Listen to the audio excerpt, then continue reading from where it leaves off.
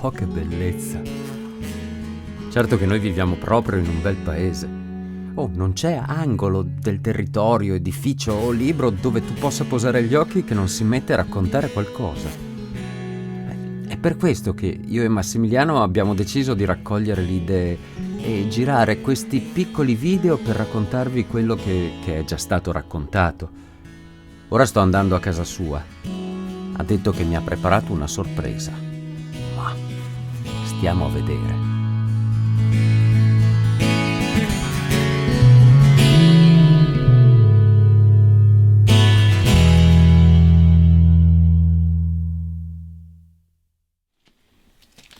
Ma guarda te, Massimiliano, alla faccia della casetta.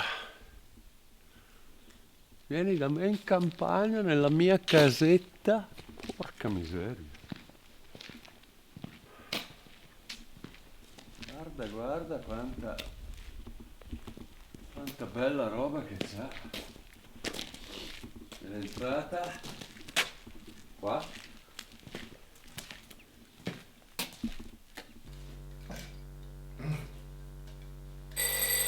Avanti! Messo! Avanti, vieni Alberto! Ah, qua! Oh, ma che bella casa che hai! Hai visto? Proprio giusta per quel che dobbiamo fare oggi. Te l'avevo detto che dovevamo farlo qui a casa mia. Guarda, c'ho il bancone, c'ho la cucina. Le telecamere sono già accese, filmiamo tutto senza fermarci mai. Anche adesso? Anche adesso, sì, l'entrata, volevo fare l'entrata. Ma ascolta, io però non è che sappia molto di quella roba lì, sostenibilità.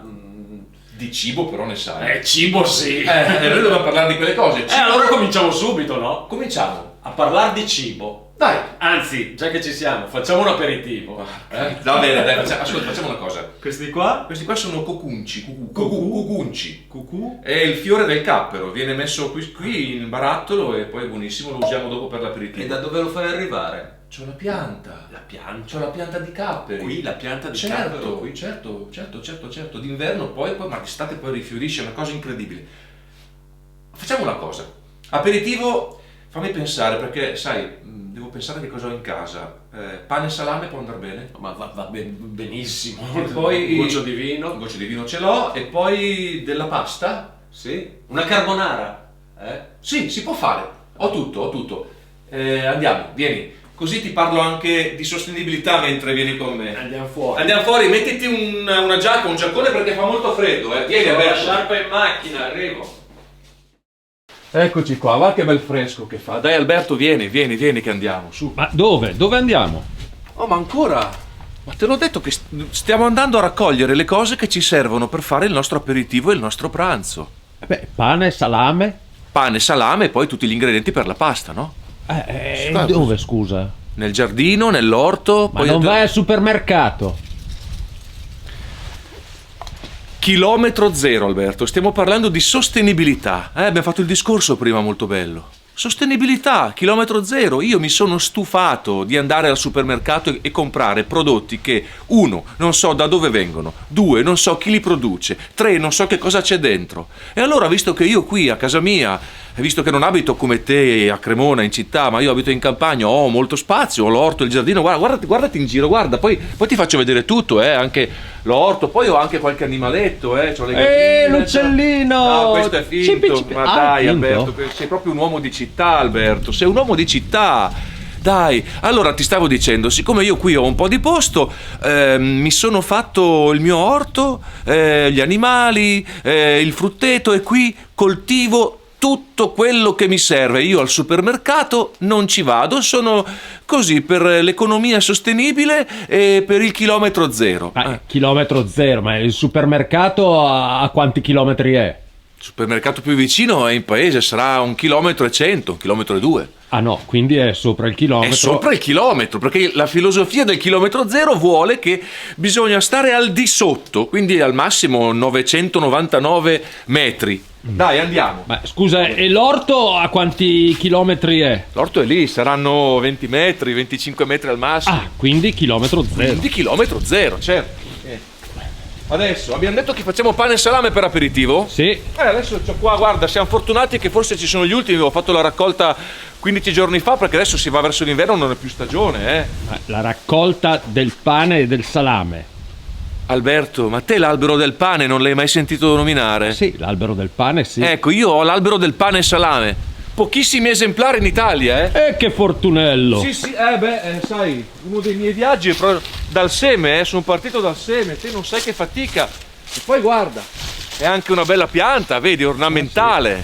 Proprio bello. Poi perde le foglie tardi, rimane bella fino autunno inoltrato, anche in inverno. E di sopra c'hai... E qui c'è, eccolo qua, l'ultima, guarda. Guarda qua, la baghettina piccolina. Adesso sono piccoline, perché... Scusa, ma è tutta sbocconcellata. Certo, perché io faccio l'agricoltura biologica, Alberto, mica ci metto sui prodotti, Qui i passeri, gli uccellini vengono, mangiano. Però noi tagliamo via la fettina e poi senti che fragranza, la baguette. Questo qua è un albero di baguette. Provato anche con altri, ma la baguette pensa che quelle, sai, vengono più piccoline queste qua, non sono come quelle che compri che sono gonfiate, però sono più saporite. E poi c'è anche il salame. E qua c'è il salame, l'albero del pane e salame. Ecco, guarda che bello, guarda come viene su. Guarda, l'ultimo anche questo. È proprio bello. Ma è già tagliato. È già tagliato perché è innestato questo qui, Perché al naturale li fa interi, però io sono qui da solo, poi no avanza. Allora l'ho innestato e li fa su già così, già tagliati. Dai, andiamo nell'orto che ti faccio vedere.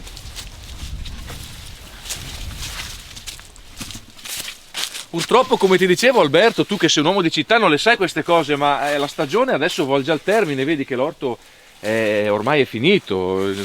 Avevo i pomodori, avevo le melanzane, guarda qua è rimasto giusto un peperoncino piccante, ma ce ne ho già uno a casa, non raccolgo altro, lasciali qui che...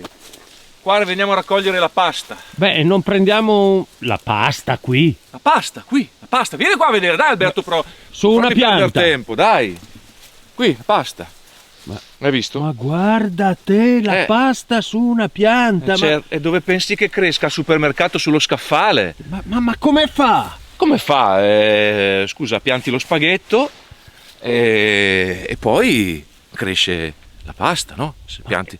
Io qua metto gli spaghetti, ho provato una volta con i paccheri, ma non è terra, qua è terra di spaghetti questa qui. E la marca? La marca se pianti alcenero viene su alcenero. L'anno scorso ho piantato Barilla, ma pianti Voiello viene su Voiello, pianti De Cecco, insomma a seconda di quello che parti. Adesso questo qua è maturo, è l'ultimo. E come fai a sapere che è maturo? Che quando cresce la carta intorno che fa la confezione vuol dire che è maturo, no? Ma non sai proprio niente te di agricoltura. No, io vado a prenderli al supermercato. Lo so, ma al supermercato... dallo scaffale, pensavo che nascessero lì. Ma figurati, le cose qui sono sacrifici, pazienza, fatica. 1 mese, 2 mesi, preparare la terra, piantare. Poi vuoi mettere che profumo, che sapore che ha questo qua rispetto a quello del supermercato. Vieni cittadino. Senti, ma un peperoncino non lo prendiamo che la facciamo un po' saporita? Non sono più... questo, guarda che bello questo qua. Dai, questo qui. Ne avevo già uno in casa, ti ho detto, ma va bene. E adesso bisogna andare a prendere le uova. La pancetta... E il formaggio. Il formaggio, il vino. Dai, andiamo Alberto. Dai Alberto.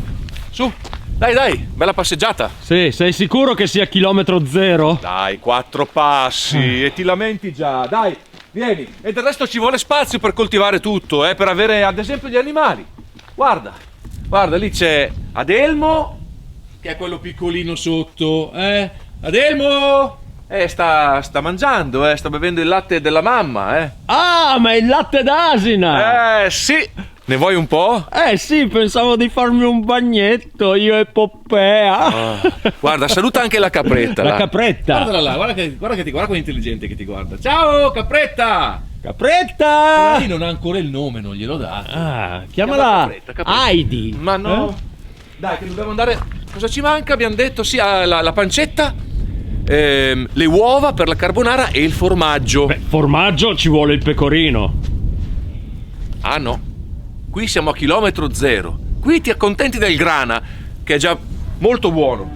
Altro che pecorino. Dai Alberto, vieni. E qui ci sono le mie mucche. Le mucche. Buongiorno, signore mucche. Hai visto? Belle le mie mucche. Beh, belle. ma scusa, ma quello cos'è? Quale? Quello. Questo qui. Te l'ha detto lei, è il provolone. Provolone. Non hai mai visto un provolone? Ma certo, ma cosa ci fa lì? Com'è, cosa ci fa qui? È qui dove la mucca sale a covarlo, no? Cioè la mucca sale qui, lo cova e poi quando si schiude vengono fuori le cacciotte, le scamorze, le mozzarelle, dipende Oppure se vuoi mangiare il provolone così non glielo fai covare, lo togli prima. Ma voi uomini di città proprio zero di campagna, di agricoltura, di vita. Pensa a te, non me l'aveva mai detto nessuno che anche le mucche covano. Ma certo, anche le mucche covano e fanno il formaggio, il grana. Già imbustato. E certo, perché queste sono brave, queste qua tra l'altro costano anche di più, una razza speciale, perché queste qua poi lo imbustano. Sono brave, andiamo a prendere le uova, dai. Dai che mi è venuta una fame, Alberto. Le uova, c'era il pollaio là, perché non le abbiamo prese nel pollaio? Perché quelle là del pollaio fanno le uova ma non le fanno molto buone, cioè sono buone ma siccome sono sempre lì in cattività, chiuse nel pollaio, invece qui ce n'è una che le fa buonissime. Ma nella ruspa. Certo, nella ruspa, Alberto, certo, dove deve farle? Scusa, è una gallina ruspante questa qua. Questa qua, guarda che uova che fa. Bellissime. Allora, tienimi un attimo queste cose, perché io devo andare a prendere la pancetta e siccome i maiali hanno un caratteraccio, è meglio che tu aspetti qui, Stai lì, fai amicizia con le vacche intanto.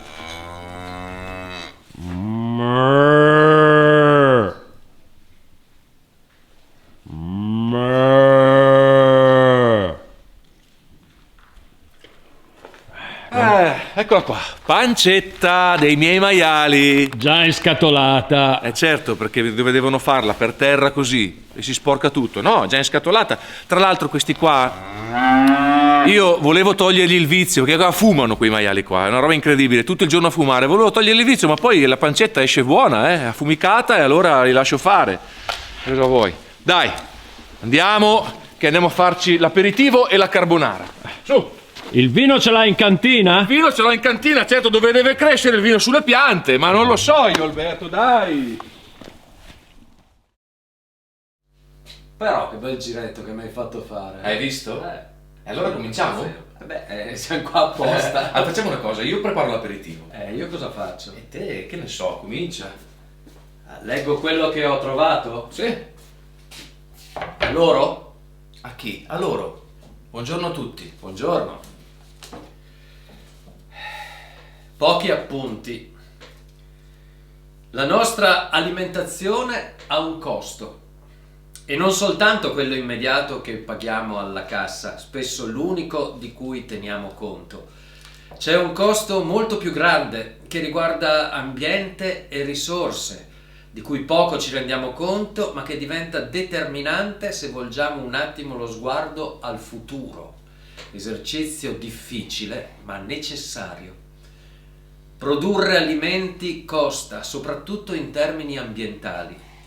Agricoltura ed allevamento comportano la produzione di grandi quantità di gas serra e l'utilizzo di una buona parte delle risorse idriche disponibili.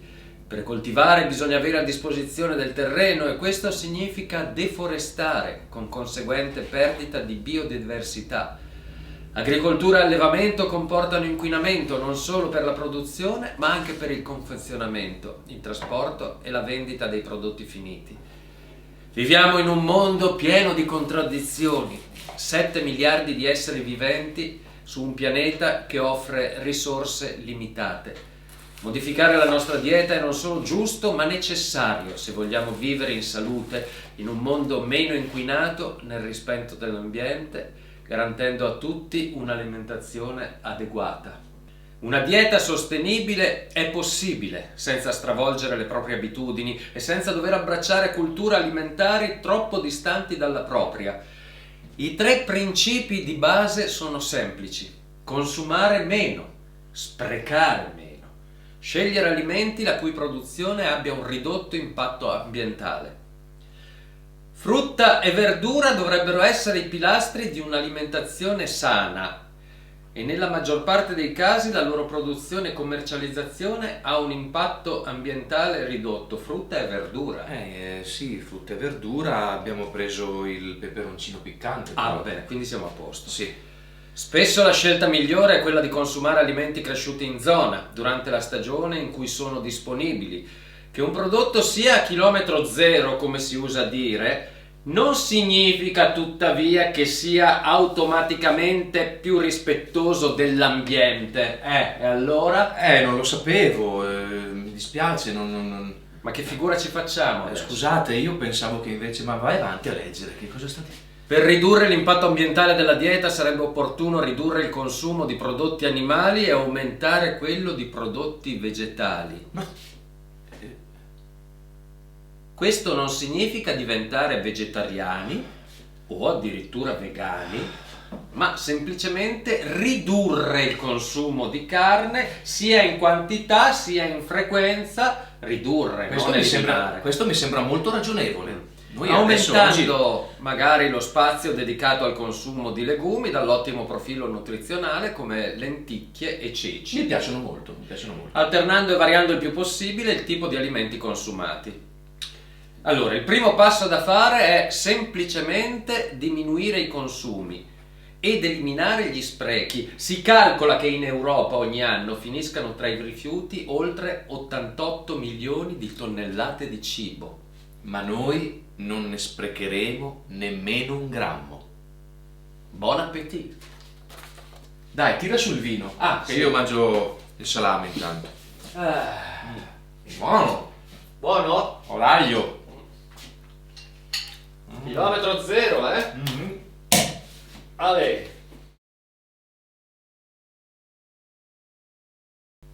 E voilà!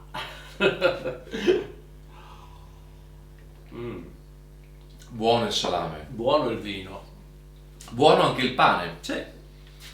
Alberto, visto che abbiamo rotto questo tabù del chilometro zero, perché tu mi hai insegnato appunto che non è necessario che i prodotti siano a chilometro zero, sai di che cosa mi è venuta voglia?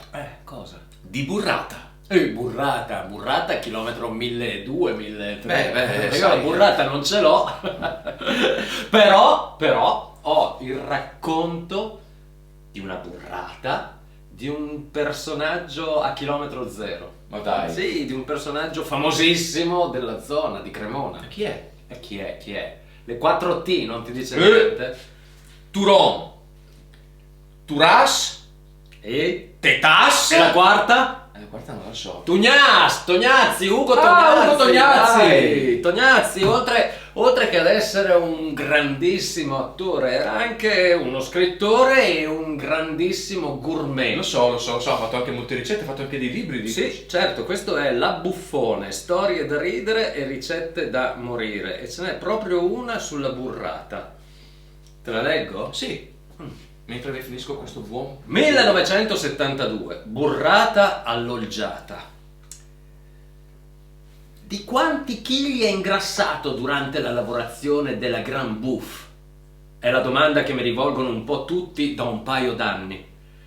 Ed è la domanda con cui la baronessa X, e non faccio nomi perché ho famiglia, una moglie e non so quanti figli, mi ha accolto l'altra sera sulla porta della sua villa all'Olgiata. L'Olgiata, ovvero il quartiere residenziale più esclusivo di tutta Roma, dove un attore come me, non proprio l'ultimo degli sconosciuti, viene considerato un povero plebeo che buffoneggia sugli schermi da invitare per far colore. Dunque, l'altra sera all'Olgiata, ore 22:45 in punto, come da invito su carta d'accesso, sempre raffinati questi nobili, umorismo all'inglese dicono. Arrivo alle soglie dell'Eden in macchina, mi sbarra la strada a un passaggio a livello con 2 custodi in divisa da parà, un posto di blocco che divide i plebei dai possedimenti blu. Per un quarto d'ora spiego chi sono, carta d'identità, passaporto, firma d'ingresso su cartellini misteriosi, peggio che per entrare alla RAI. E finalmente accedo. Viali, vialetti, incroci, cartelli che mi mettono in soggezione. Golf, piscina nord, galoppatoio, piscina est. Ogni punto cardinale una piscina. E la villa è nascosta da una foresta di alberi secolari. Ci sono ovviamente trappole, pozzi di sabbia mobili, liane soffocanti per far fuori gli uomini del fisco. Nessun ufficiale giudiziario è mai riuscito a consegnare ingiunzioni di pagamento e infatti questa è gente che apre molti conti ma difficilmente li chiude. È pieno di figli di papà romani, diversissimi da quelli di Milano. Questi ti dicono che papà se n'è andato a Porto Santo Stefano, perfettamente coscienti che le loro fortune andranno presto a pallino. Sanno che papà ha fatto i sordi per vie ministeriali, con le pipe dei pali telegrafici della linea Roma-Reggio Calabria. Quelli di Milano, perlomeno in apparenza, fanno un tentativo di difesa delle magagne familiari. Papà è a Parigi per affari. E magari non ignorano che il loro vecchio è a Porto Santo Stefano anche lui. Arrivano le prime portate. Tutti mi osservano. Adesso quel porco chissà che cosa mangerà, pensano. Chissà che rutti farà. Li deludo. Nonostante i crampi da fame mi accontento di 2 distinti chicchi di riso al prosciutto. Trovo finalmente conforto in una nana pugliese sui 30 anni, brunetta, grugno paffuto alla Disney, vestito Charleston. Dice che lei al cinema non ci va dal 1967. È il mio tipo. Non aspetta i miei rutti da gran buff. Bastano 2 frasi per capire che in cucina io e la nana ci conosciamo da sempre. È una pugliese controcorrente. Non difende sugo, olio, ricette colorate del sud. Il mio migliore amico era un napoletano. Abbiamo rotto dopo una rissa sulla differenza tra le uova fritte all'olio e quelle fritte al burro. Da buon cremonese io stavo col burro. Da 1 anno siamo per avvocati. Dopo un quarto d'ora di conversazione tra me e la nana si instaura una specie di rapporto erotico culinario. In mezz'ora arriviamo all'orgasmo, inventiamo una nuova ricetta, gli spaghetti alla burrata. Ecco il frenetico dialogo del momento cruciale. Lei: prendiamo una burrata pugliese di 2 chili, tagliamo via di netto la parte superiore e svuotiamola di formaggio e burro. Io: oh sì, formaggio e burro che ci servono per condire un pentolone di spaghetti salati al dente. Lei: aggiungiamo agli spaghetti basilico o prezzemolo, vuoi? Io: certo che voglio. Poi 1,5 etto di prosciutto tagliato a listelle. Lei: che meraviglia, dai, mescoliamo il tutto nel pentolone, ma lentamente, lentamente, e intanto parliamo di noi, di me, di te. Versiamo tutto nella pancia della burrata e spruzziamoci sopra del parmigiano. Lei: mi farai morire. Mettiamo il coperchio e infiliamo tutto in forno su una pirofila in calore. Volevo dire calda. Io: a fuoco medio, finché la pelle della burrata non diventa di rame la stessa tonalità della tua pelle. Lei: adesso è pronta, serviamola in tavola, presto. E io a questo punto le ho messo una mano addosso. La baronessa ci sorprende nudi nel salotto giallo. Con l'olgiata ho chiuso per sempre. Con le Puglie invece ho aperto un lungo colloquio, e non soltanto gastronomico. A Ugo! La giornata è appena cominciata e si preannuncia lunga e interessante. Cosa c'è di meglio di una piacevole chiacchierata accompagnata da cibi prelibati? Qui tutto è perfetto, tutto al posto giusto. Sembra quasi di essere nel paese di Cuccagna, quel paese ben raccontato da Teofilo Folengo nel suo Baldus. Mi è venuta la fantasia, più che bizzarra, di cantare la storia di Baldo con le muse grasse. Per la sua fama altisonante, il suo nome gagliardo, la terra trema di spavento e l'inferno se la fa addosso per il timore. Ma prima bisogna invocare il vostro aiuto, o muse che scodellate l'arte macaronica. Non Melpomene, non Talia minchiona, non Febo che gratta il chitarrino mi dettino i carmi. Se infatti considero le cavità della mia pancia, non si conviene alla nostra poesia il chiacchiericcio del Parnaso. Soltanto le muse panciute, le dotte sorelle Gosa, Comina, Strega, Mafelina, Togna, Pedrala vengano ad imboccare di macaroni il loro poeta e gli diano da 5 a 8 vassoi di varie polente. Queste sono le famose dee grasse, le ninfe che colano unto, la cui residenza, il paese, il territorio loro proprio è nascosto in un remoto angolo del mondo che nessuna caravella degli spagnoli ha ancora scoperto. Là non ci sono le vette del Caucaso, non la catena del Marocco, non il monte Etna che sputa fiamme di zolfo, le montagne di Bergamo non cavano di là quelle pietre rotonde che vedi girare quando un mulino macina granaglie. Ma noi abbiamo scalato laggiù montagne fatte di formaggio tenero, duro, mezzano. Credetemi, perché lo giuro, e non potrei dire una sola bugia per tutti i tesori che la terra nasconde. Là scorrono a valle profondi fiumi di brodo che fanno un lago di zuppa, un mare di sugo.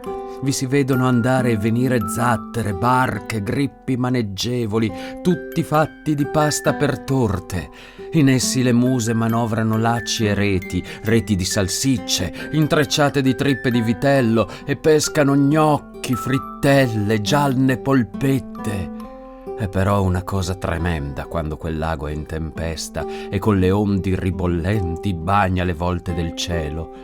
Non fai un così gran trambusto tu, lago di Garda, quando i venti urlano intorno alle case di Catullo. Ci sono là pendii di burro fresco e tenero, sui quali fumano fino alle nubi 100 caldaie piene di casoncelli, di macaroni, di tagliatelle.